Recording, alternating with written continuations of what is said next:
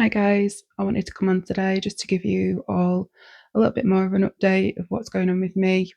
So last video I was telling you all that I am no longer going to be competing this year due to some personal reasons.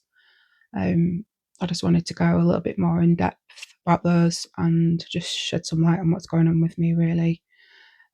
So end of last month I got um, a diagnosis of breast cancer in my right breast. This was off the back of an issue that I had in training, where I actually hurt myself on a Husfeld bag. It was complete freak thing really, as I've done it lots of times before, but this kind of escalated into me having some sort of abscess in my breast that after leaving it for a few days and realizing the swelling wasn't going to go down, that it had a bit of an infection in it. So I went to the GP and just gave me antibiotics and just a rest and things like that, which I did, and it improved quite a lot. But it's still quite sore, and there's quite like a pocket of sort of fluid as such in there that I thought would need draining. And they advised the following week to go to the hospital and get that done. Following seeing lots of people, lots of time in hospital, I finally got sent for an ultrasound scan by the breast clinic that we're going to actually do the drainage for me. That ended up actually taking a bit of a funny turn and showing that there was a suspicious mass in the breast. So in the ultrasound, the decision was made to take biopsies straight away so we could get that tested, followed by a mammogram, which I did as well. After that, I saw a specialist which confirmed that there is a possibility that it would be cancerous. But given my age and things like that, they wanted to get it fast tracked and have a look at it and sort of get me in quickly to see what the outcome would be.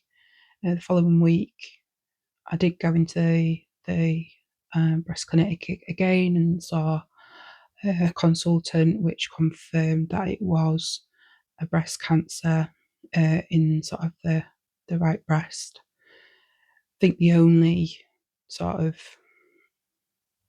silver lining is that, obviously, without me injuring myself and subsequently finding the cancer, that it probably would have been left undetected for quite a long time, given that most women don't go for mammograms till they're 50. Obviously, it might have grown and been like more of a lump that I would have felt, but given where the position and actually how deep it was within the gland, I think that would have taken some time. So really, without doing what I had done, it wouldn't have been found for a long time. So I'm very grateful that we found it really early, and we've got kind of a plan to tackle it.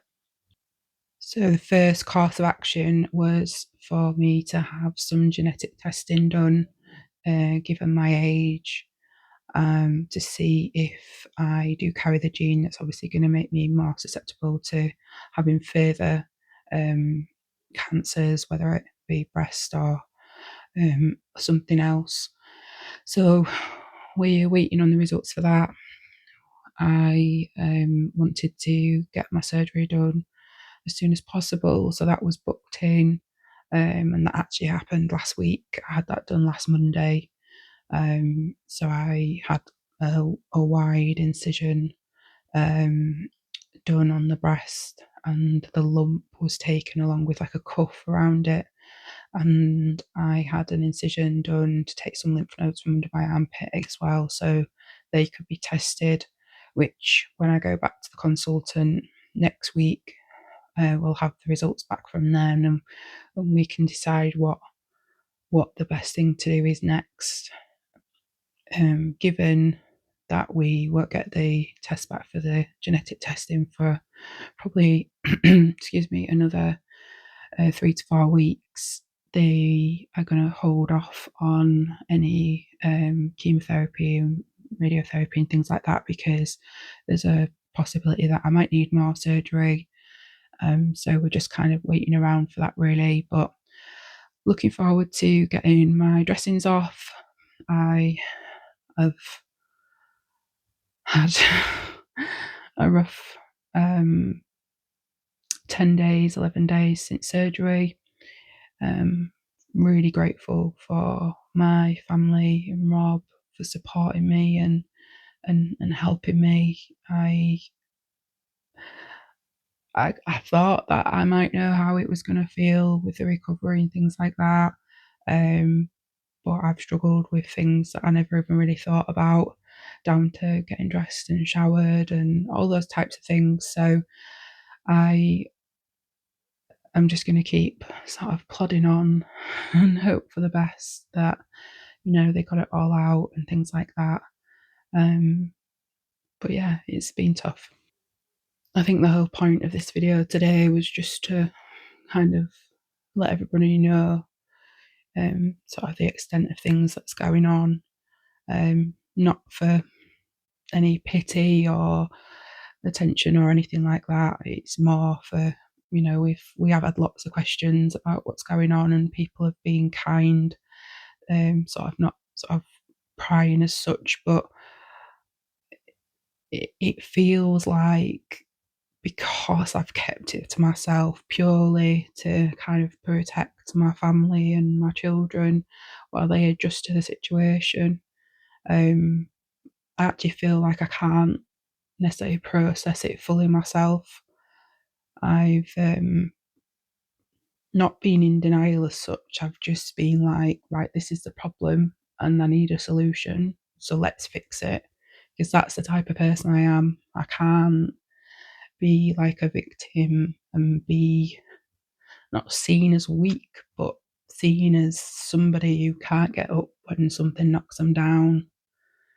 So it's been hard to get the courage to come on and tell everybody what's going on, because everyone suddenly looks at you a little bit different. And I think sometimes the hardest thing is just saying the words, because for me, like, I think I'm fit and healthy, and in my head I was going to have a really long life with my kids and my family, and succeed and be world's strongest woman and do all the things that I'd planned.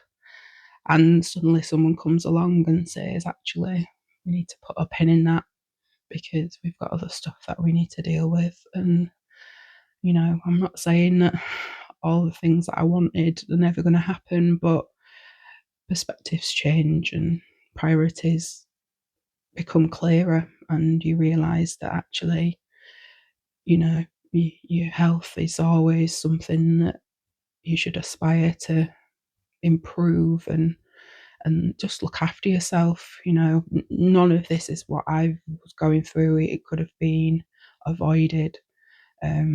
It's just my makeup. It's just who I am. I'm just unfortunately to be picked to get this. So we've got to manage it and kind of move on from there. But I think that, given sort of the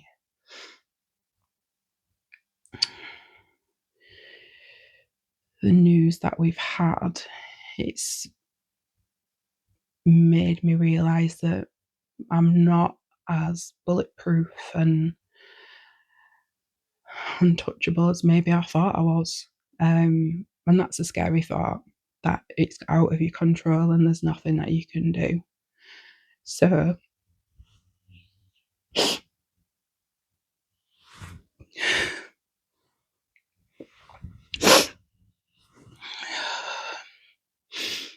yeah, so now I'm ugly crying on YouTube and telling everybody what's going on.